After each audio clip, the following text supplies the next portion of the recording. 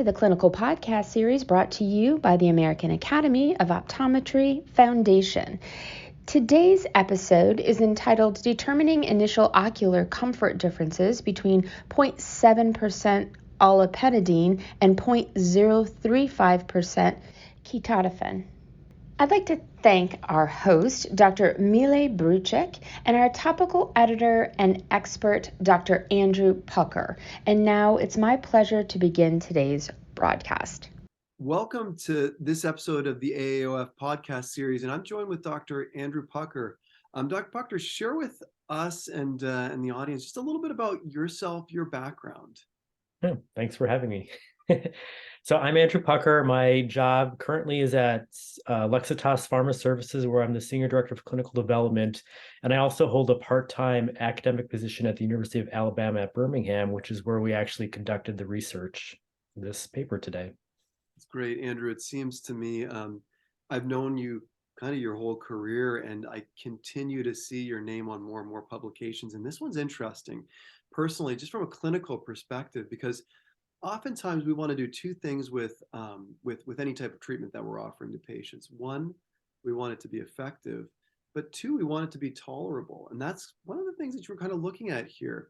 So we're going to do a deep dive into the paper determining the initial ocular comfort differences between 0.7% olopatadine and 0.035% ketotifen.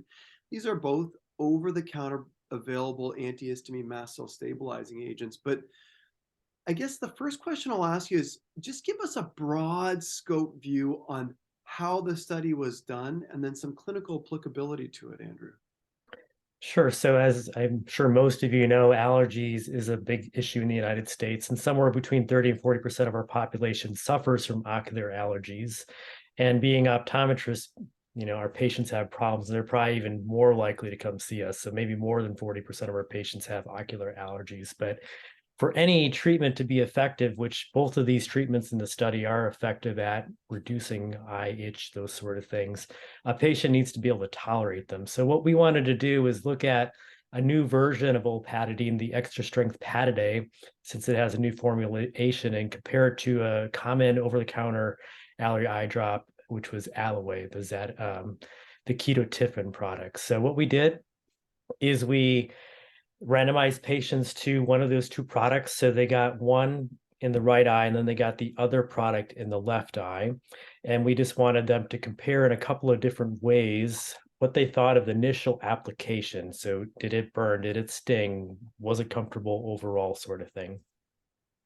And then tell us why this is important to us as why do you think we should be kind of looking into this, Andrew? And why is this important to us clinically?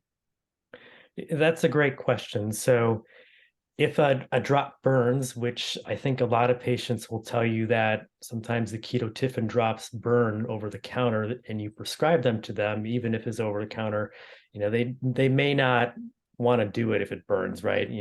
If it's annoying, my allergies are less annoying than the burn from the drop, they may not do it. So what we need to know in the clinic is what is going to be effective, but also something that patients tolerate and do long term, because an allergy eye drop needs to be used pretty much daily during your season, or if you're unfortunate and have to do it year round. You have to use it continuously for it to work effectively and at its maximum ability. Yeah, and it is something that you're already dealing with a sensitive eye too. So you want those things that are most easy to use and most benign from a patient's perspective. So Andrew, tell me a little bit more about the data and what you guys really found in this study. So what we did is we enrolled fairly normal people. So we had them do a comfort survey, the speed survey, and we made sure that they had minimal eye symptoms. And then also at baseline, we had them do a visual analog scale, which is a 0 to 100 scale. And we wanted the difference between the eyes and comfort on that scale to be basically nothing. So we could have a good comparison between the two drops and the two eyes in these normal patients. We then applied. I love, Andrew, that you use the normal eye, though. I mean, that sets the precedent. Like, you're dealing with comfortable eyes here. Now let's see what each of these formulations do to the comfortable eyes. Because again, that's a nice baseline. So please continue, Andrew. Exactly. That was a big part of it. We wanted to make sure we had a good comparison between the two eyes because we wanted to do this pair-eye design.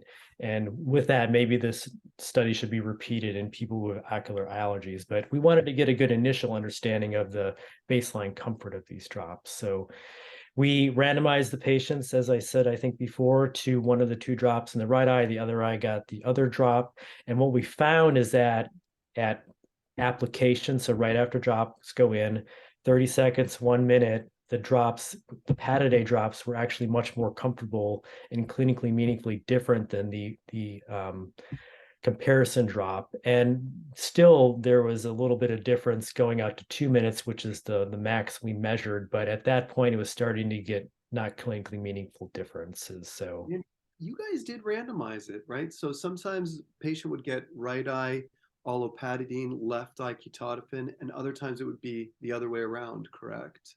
yeah, exactly. We didn't want there to be an order effect where, like, say Pataday went to the right eye every time, and then the left eye, they're expecting something weird to happen, and that skews the results. So we wanted to give it an apples to apples sort of comparison.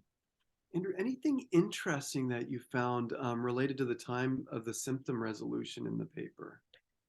Yeah, we ran our test out to 2 minutes, and we thought for sure that the eyes would be back to baseline comfort at that point, but they actually weren't. So that's maybe a clinical pearl for our patients in clinic. And you can tell them you might notice these drops after you put them on your eyes for at least 2 minutes, maybe even a little bit more.